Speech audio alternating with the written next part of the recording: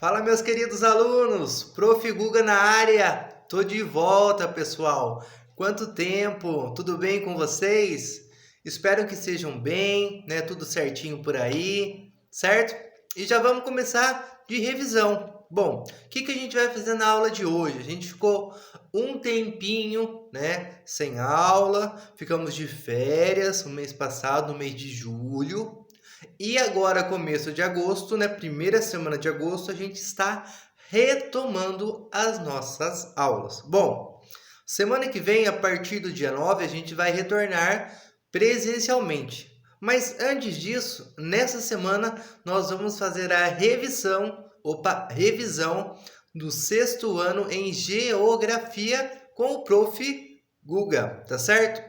Então, enquanto eu já falo, enquanto eu já passo algumas instruções, já pega a sua apostila, é importante, ó, vai me ouvindo aí, ou dá um pause, certo? Pega a sua apostila, pega o seu lápis, pega o seu marca-texto para você marcar algumas coisas, fazer algumas anotações, tá? Que a gente vai fazer uma revisão desde o início da apostila, desde o capítulo 1 até o conteúdo que a gente parou, que a gente trabalhou, tá certo? Então já pega a sua apostila e a gente vai começar lá no capítulo 1. Bom, lá no capítulo 1, o título é Formação do Universo. Então o que a gente viu lá no capítulo 1? O nosso primeiro assunto, né, o assunto inicial, né, foi geocentrismo e heliocentrismo. Bom, o que o geocentrismo ou o heliocentrismo tentavam explicar? Como estava organizado o nosso universo. O que o geocentrismo falava? Quem está com a apostila vai perceber o seguinte, ó. O geocentrismo, né, foi uma teoria, foi uma suposição criada, há muito tempo, lá no século II, por Cláudio Ptolomeu. Bom, o que o Ptolomeu propôs? Ele falava o seguinte, olha, o centro do nosso universo é o planeta Terra. Nós estamos no centro. E os demais planetas, astros, satélites orbitam, caminham em volta da Terra. Então, isso que o Ptolomeu propôs, né? Essa era a sua teoria de como estava organizado o universo, tá? Lá no século II. Bom, essa teoria tinha apoio da Igreja Católica. A Igreja Católica, né, ainda hoje é, mas lá no início era uma instituição muito forte, tinha muito poder, muita influência e apoiava essa teoria do geocentrismo proposta por Cláudio Ptolomeu. Tá joia? Bom, avançando, tá? Vou até virar minha página, mas ainda no capítulo 1. Vamos falar de heliocentrismo. Bom, se geocentrismo era a Terra no centro do universo, heliocentrismo é a teoria que fala que o Sol, muito bem, o Sol é o centro do universo, tá bom? Bom, quando que foi criado? Vou até ler um pedacinho para vocês, prestem atenção. O cientista Nicolau Copérnico, o Lalau, lembra que a gente deu um apelido para ele, Lalau? Foi ele quem criou, tá? Ele é o autor dessa teoria do heliocentrismo. O Sol no centro do universo. Então ele criou lá no final da Idade Média, lá por volta de 1500, mais ou menos quando o Brasil estava sendo descoberto pelos portugueses, tá? Foi mais ou menos nessa época. Também já faz um tempinho, né? Bem bom. Escreveu o livro Revolução dos Orbes Celestes, dos Corpos Celestes, no qual afirmava que o Sol era o centro do universo. Essa teoria ficou conhecida como heliocentrismo. Tá? Então, basicamente, vimos geocentrismo, tá? E revisamos também heliocentrismo. Ainda no capítulo 1, a gente vai falar um pouquinho da formação do universo, tá? Eu lembro que quando a gente teve a aula gravada, né, eu até perguntei assim na aula, falei, olha, vocês conhecem alguma coisa, já viram falar de alguma teoria de como surgiu o universo, tá? Quero até reafirmar aqui, não estou falando de fé, né? Eu até tenho a minha fé, né? Mas na ciência, o que ela acredita? Tem várias teorias que tentam explicar como o nosso universo surgiu. Só que de todas essas, Uma ficou mais famosa pelos cientistas, foi mais aceita, ganhou mais adeptos, mais seguidores, tá? E que teoria é essa? É a teoria do Big Bang. Bom, o que a teoria do Big Bang falava? Eu vou ler um pedacinho da apostila, vocês acompanhem assim, ó.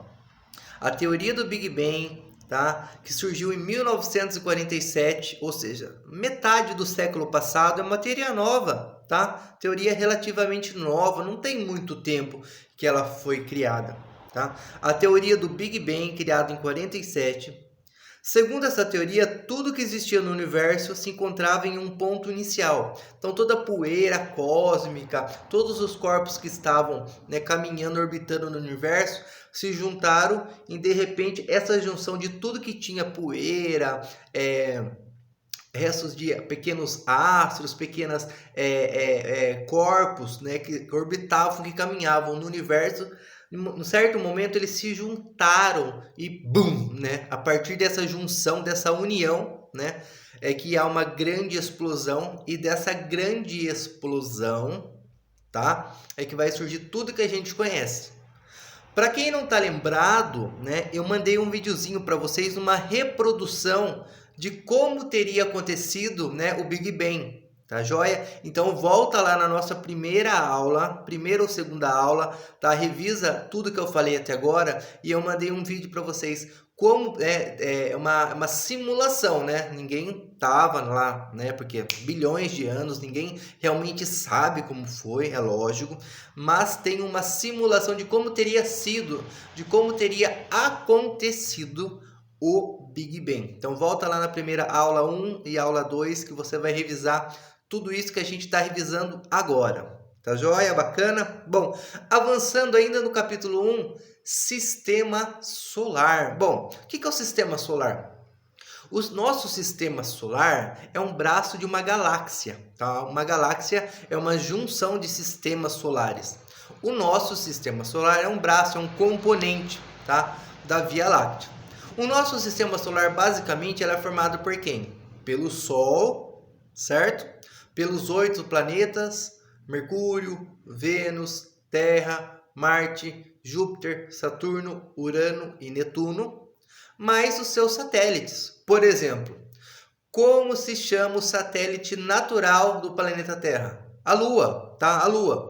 Então, o Sistema Solar, o Sol, os 8 planetas, mais os satélites de cada planeta, tá bom? Basicamente isso é o nosso Sistema Solar. Tá joia?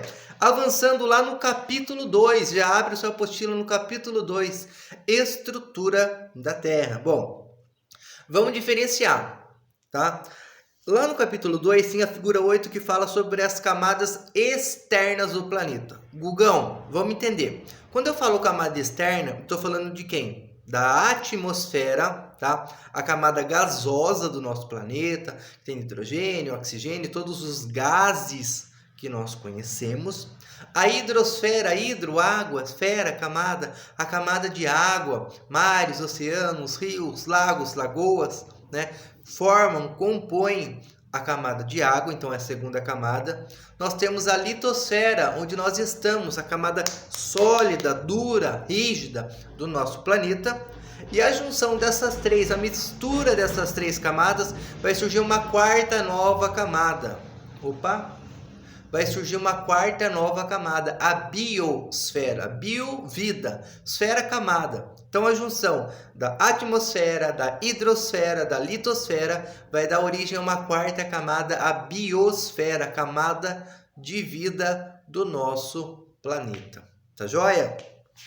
Avançando lá no capítulo 2, a gente vai ver, né, para finalizar também, finalizar o capítulo 2, tem mais coisa para a gente ver. Então, para finalizar o capítulo 2, a gente vai ver a estrutura interna do nosso planeta. Também volta nessa aulinha, dá uma relembrada, tá? Eu gravei essa aula também para vocês, então dá uma olhadinha no grupo da sala que vocês vão encontrar, tá bom? O que é a estrutura interna da Terra? Quando eu falo algo interno, algo que está dentro, muito bem, parabéns, é isso aí, ó, tamo junto. Então, basicamente, um resuminho, o nosso planeta internamente, dentro dele, ele é composto, ele é dividido por 3 camadas. A crosta, que é essa camada mais externa. Eu lembro até que eu dei o exemplo que a crosta seria mais ou menos a casquinha do ovo. É a camada mais externa e é mais fininha. Abaixo da crosta tem o manto, né? E mais internamente, a camada mais interna é o núcleo. Então, essas são as 3 camadas que formam o nosso planeta. Tá joia? Maravilha? Finalizamos esse capítulo e vamos avançar para o capítulo 3, a Terra em Movimento. Bom, lá no capítulo 3, vou até ligar um pouquinho a luz, acho que está um pouquinho escuro, né? Dá licencinha para mim. Então, lá no capítulo 3, vamos ver se melhora. Opa, melhorou, Gugão. Maravilha. Então, lá no capítulo 3, a Terra em Movimento, nós vimos também 2 teorias, tá? Você se lembra quais são essas 2? Primeiro, deriva continental e segundo, tectônica de placas. Ô Gugão, faz um resumo, dá uma revisão, lembra para mim o que é deriva continental. Segundo essa teoria, há um tempo muito antigo, muito lá atrás, eu vou ler daqui a pouquinho para vocês, tá? O nosso planeta estava formado por apenas um único continente, tá? Então não tinha os continentes como tem hoje, América, África, Europa, não. Antigamente, há milhões de anos atrás, existia apenas um único continente, que era chamado de Pangeia. E nós tínhamos também apenas um único oceano, o Pantalassa. Então eu tinha a Pangeia, um único continente, e um único oceano, o Pantalassa, tá bom? Bom, quem criou essa teoria foi um senhor chamado Alfred Wegener, um alemão, certo? Mas o Gugão, veja bem, se ele criou, de onde que ele tirou essa ideia? Da cabeça dele? Não, ele viu algumas evidências, tá? Primeira coisa, também gravei essa aula, ele falou que o contorno da América do Sul se encaixava com a África. Tá? Você pode ver isso lá na figura 13 do capítulo 3, tá? Perceba como a América do Sul e a África se encaixam. Ele falou, opa, se está se encaixando, pode ser que no futuro, né? Pode ser que no passado elas estavam unidas. Se hoje, né, se eu encostar uma perto da outra, elas se encaixam, quer dizer que no passado elas poderiam estar unidas. Então essa foi a primeira evidência, tá? No passado, América e África poderiam se encaixar, segundo a teoria de Alfred Wegener. Beleza? E a segunda evidência foram os fósseis. O que ele percebeu? Ele encontrou fósseis, restos, né, de ossos de animais, tanto na África como na América. Só que esses fósseis eram iguais, mesma cor, mesmo peso, mesmo tamanho. Ele falou, caramba, meu, fósseis idênticos em lugares, né, distantes, separados, lembra o quê? Lembra que no passado esses lugares poderiam estar unidos, ou seja, mais uma evidência, segunda evidência. Então, essas 2 evidências, né, da América se encaixar na África e fósseis idênticos em lugares separados, né, deu base, deu sustentação para a teoria criada por Alfred Wegener, né, a teoria da deriva continental. E para finalizar, a gente vai falar da teoria da tectônica de placas. Bom, o que fala a tectônica de placas? A tectônica de placas fala o seguinte, né, que a nossa crosta terrestre, a camada mais externa do nosso planeta, ela não é lisinha, ela é rachada. A gente não consegue ver porque a gente está na parte externa, a gente está na superfície da crosta. Mas mais abaixo da crosta, né, na parte mais interna da crosta, mais abaixo, essa crosta ela é rachada em pedaços, como se fosse um quebra-cabeça, tá? E essa crosta, além de ser rachada, essa crosta vai sofrer ação do magma. O magma é um material que está no manto. Então, o magma, como ele é muito quente, tem uma temperatura muito alta, ele fica borbulhando e fica se chocando, né, nessas placas tectônicas, nessa crosta rachada, né, nas placas tectônicas. Então, é essa teoria que fala sobre a crosta terrestre ser dividida em pedaços, né, as placas tectônicas, e essas placas sofrerem um choque constante, né, do magma.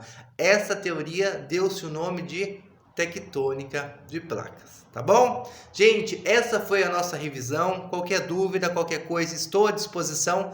E se Deus quiser, nas próximas semanas já estaremos juntos nessa aula de aula.